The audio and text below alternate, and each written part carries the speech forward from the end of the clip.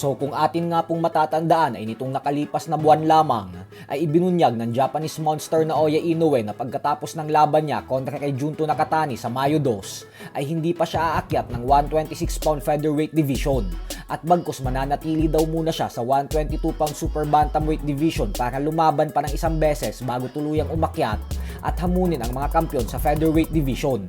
Dahil dito ay nabuhayan at nabigyan ng pag-asa ang mga Pinoy boxing fans nang dahil sa ito na umano ang pagkakataon ng ating pambato na si General Casimero na makalaban si Inoue. Habang may ibang mga tagahanga naman si Casimero na nagsabi na baka daw inaantay ni Inoue si Cuadro Alas upang tuluyan ng saraduhan ang paksa sa kanilang 6 na taong alitan. Maging si Cuadro Alas ay sinabi din na matagal niya na daw talagang pangarap na makalaban si Inoue. Kaya umaasa umano siya na kapag nakuha niya ang tagumpay kontra kay Luis Neri ay si Inoue na ang sunod niyang makakalaban. Subalit sa kasamaang palad nga po ay mukhang hindi po si Casimero ang inaantay na laban ni Inoue kaya mananatili muna ito sa super bantamweight. At bagkos ang kapwa undefeated pound for pound superstar na si Jesse Bam Rodriguez. Ibinunyag po kasi ng Matchroom Boxing promoter Eddie Hearn na ngayon pa lang daw ay nagsimula na ang maagang negosasyon at pag-uusap sa pagitan ng magkabilang kampo. Kaya posibleng ito ang dahilan kung bakit bigla ang dinispatcha ni Rodriguez ang planong maging undisputed super flyweight champion at bigla na itong umakyat sa bantamweight division para labanan ang WBA bantamweight champion si Antonio Vargas. Bukod dyan ay sinabi rin ni Rodriguez na pareho niya daw talagang target na harapin si Inoue at Nakatani at nahanda siyang dayuhin ang mga ito at labanan sa mismong sarili nilang baluarte sa bansang Japan. Habang si Inoue naman ay pumalag din kay Rodriguez. Pero ang kanyang kondisyon ay si Rodriguez ang dapat na umakyat sa super bantamweight division dahil hindi niya na daw kaya pang bumaba ng timbang.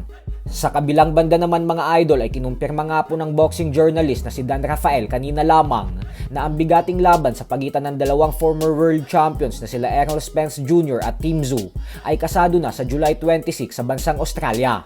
Kaya ibig sabihin po niyan ay si Spence ang dadayo sa baluarte ni Tim Tszyu.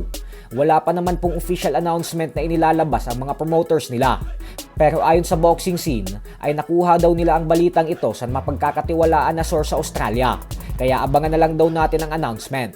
Nakikita naman ito ng madaming fans na isang hindi magandang galaw at desisyon para kay Spence. Nang dahil sa 3 taon na itong hindi lumalaban magmula ng malasap ang masaklap na pagkatalo via technical knockout sa kamay ni Terence Crawford.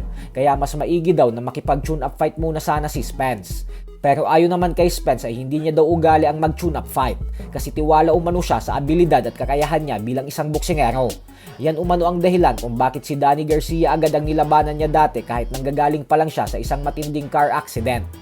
Samantala, magmula nga po nang matalo si Jermell Charlo sa kamay ni Canelo Alvarez 3 taon na ang nakakalipas, ay hindi na natin ito nakitang lumaban pa ulit.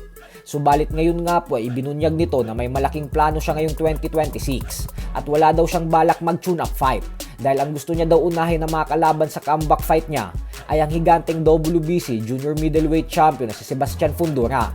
At pagkatapos niya umanong wasakin si Fundora ay isusunod niya ang mananalo sa sagupaan ni Errol Spence Jr. at Tim Tszyu.